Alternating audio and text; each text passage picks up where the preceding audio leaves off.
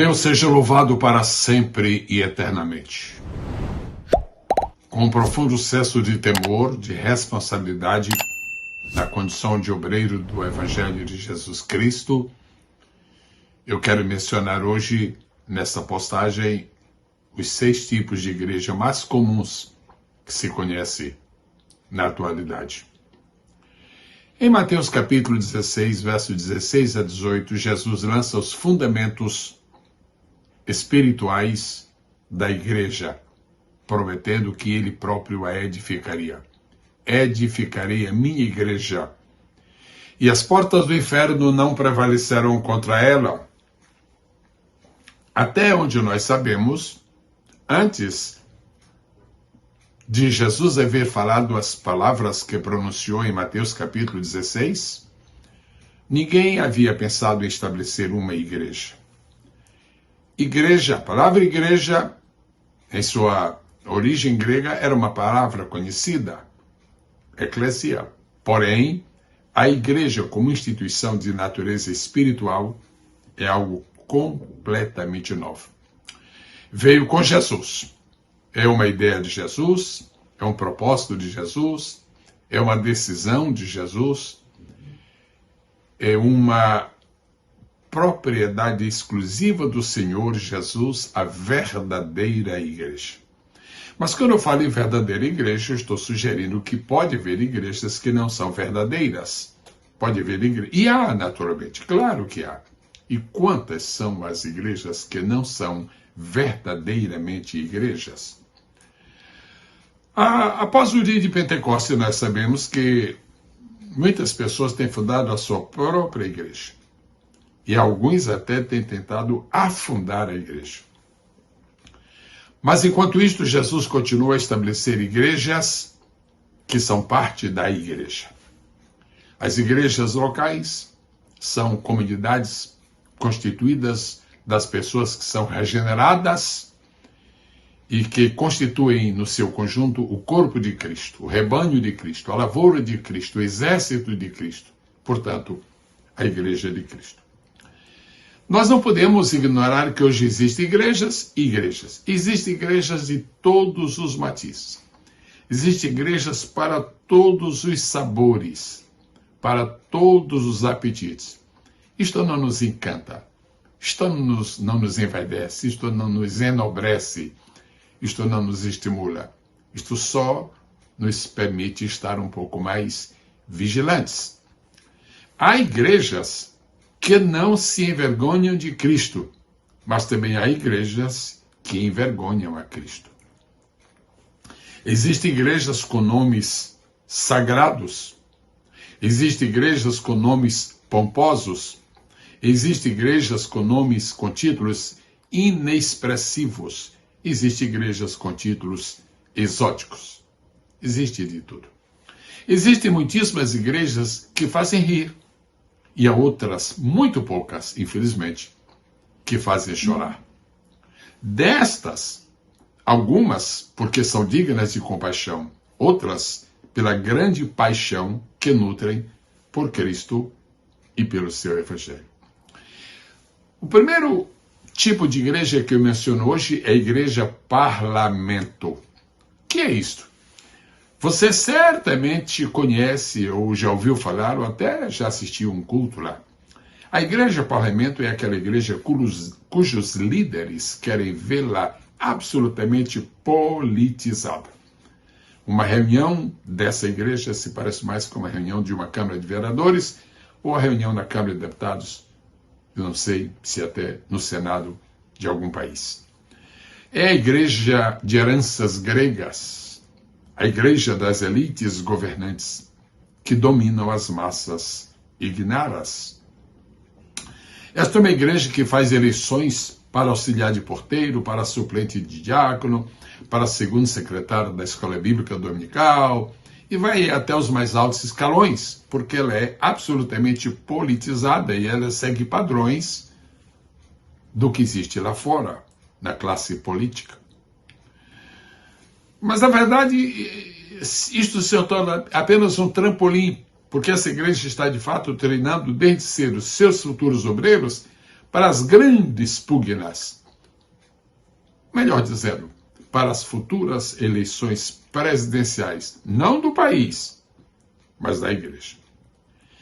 Todo mundo sabe que uma igreja que faz campanha nacional para eleger o presidente de sua diretiva e o faz no mesmo estilo político brasileiro, essa igreja não tem mais o direito de se dizer detentora de um poderoso avivamento. Avivamento é outra coisa. Avivamento é Deus trabalhando. Avivamento é o Espírito Santo dirigindo. Avivamento é o povo se reunindo para buscar a direção de Deus. Avivamento é um grupo de pessoas prostradas aos pés do Senhor, procurando orientação, procurando direção. No avivamento, a igreja é conduzida pelos seus apóstolos, pelos seus profetas, pelos seus evangelistas, pelos seus pastores, pelos seus mestres. Efésios 4:11. Durante séculos, a igreja teve evangelistas, teve pastores e teve mestres, mas recusou-se a ter apóstolos e, incidentalmente, teve profetas. Com a falta da totalidade destes ministérios estabelecidos pelo Senhor, de acordo com Efésios 4:11, os presidentes, então, de igrejas são embalados pela visão democrática, atropelando e anulando o modelo teocrático do Novo Testamento. E eles se tornam escamoteadores da igreja. É fácil encontrar, infelizmente, é fácil encontrar alguém que pertence a uma igreja ou parlamento. Vamos ilustrar aqui. 2 de seus obreiros estão conversando em uma esquina qualquer. Chega de mansinho. Distraidamente começa a ouvir o que estão dizendo. Um diz assim: em quem você vai votar? O outro diz: desta vez quem leva? O outro diz: e agora? Teremos um novo tempo? E outro diz: que tal? Chegou mesmo o tempo da renovação? E outro diz: já vamos por fora esses ditadores. Isso é conversa de obreiros? Isso é ambiente de igreja? Eu me cansei de ouvir isto. Você também se cansou. Agora, se você não se cansou porque não ouviu, levante as mãos, dê glória a Deus por essa sua virgindade.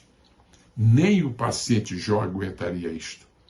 E o dono da igreja, como é que se sente? Só que ele não fundou a igreja parlamento. Há muitas igrejas, porém, que merecem o nome de igreja clube. Para ficar mais fácil de entender, mais popular a minha explicação, eu diria que a igreja clube é a igreja da carteirinha. Carteirinha quando aceita Jesus. Carteirinha para fazer o discipulado. Carteirinha para ser batizado. Carteirinha depois de ser batizado. Carteirinha para entrar no ciclo de oração. Carteirinha para participar dos cultos de membros. Tudo isso é uma preparação para depois ter uma carteirinha para votar na ocasião em que precisa haver novos dirigentes, novos líderes. Ou seja, carteirinha para os eventos eleitorais ou eleitoreiros de magnitude. Carteirinha para os clássicos. Você até sabe mais ou menos a que estou me referindo. A igreja clube, ela está modernizada, ela está totalmente informatizada. Não há nada de errado em uma igreja que está informatizada. O problema é saber se ela se apaixona pelas estatísticas sob a direção de Deus. Saber se ela tem um site de autoquilate para glorificar a Deus ou simplesmente para impressionar e para, de alguma maneira, exercer domínio sobre as outras. Quase todos os seus administradores da Igreja Clube possuem curso superior. Não há nada de mais nisto. Mas se este curso superior se torna superior aos dons espirituais, a Igreja Clube não vai muito adiante. A Igreja Clube não terá a experiência de um avivamento. Pena que alguns não podem assistir os cultos da semana porque estão discutindo o projeto. Estou falando de alguns líderes. Pena que alguns líderes da Igreja Clube não podem assistir os cultos da semana porque estão discutindo na Câmara um projeto, talvez para conceder o título de cidadão benemérito a um excelentíssimo feiticeiro, né? Ou a um, por todos sabido, ser completamente corrupto.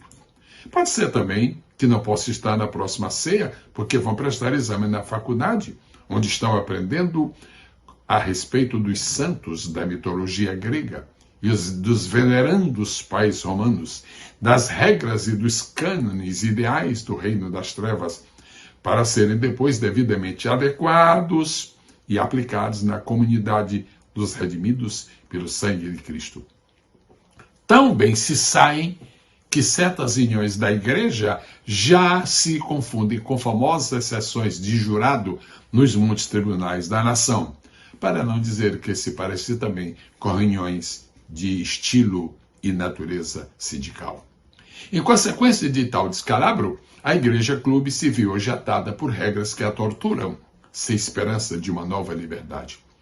Finalmente, se conhece a Igreja Clube porque a semelhança destes, frequentemente ela consegue fartas doações de patrocinadores que injetam milhões para sanear suas finanças e por isso seus líderes podem se dar até o luxo de serem contra o dízimo, porque tem muita gente lá do reino das trevas injetando dinheiro naquilo que deveria ser a luz do mundo. Daí surgem lindas construções físicas, apesar das anêmicas e feias construções espirituais. Você está percebendo que é uma mensagem forte. Você está percebendo que é uma mensagem corajosa. Eu prometi falar sobre 6 tipos de igrejas. Falei sobre 2. O próximo tipo é a igreja teatro. Mas eu vou fazer uma pausa aqui e vou lhe dar uma oportunidade. Você quer que eu continue a falar sobre isto? Você tem ousadia? Você tem coragem? Você se atreve a continuar a ouvir? Ainda há mais 4 igrejas, 3 das quais, na verdade, são indignas de receber este nome. E, finalmente, eu falarei sobre a igreja verdadeira, a igreja do Senhor, a igreja edificada segundo Mateus 16, 16 a 18. Deixe o seu comentário aqui, dizendo, pastor, basta de falar neste assunto. Ou, pastor, prossiga. Ou, pastor, quero conhecer as outras igrejas. Ou alguma coisa parecida. Deus a todos abençoe, no nome extraordinário do Senhor Jesus. Amém e amém.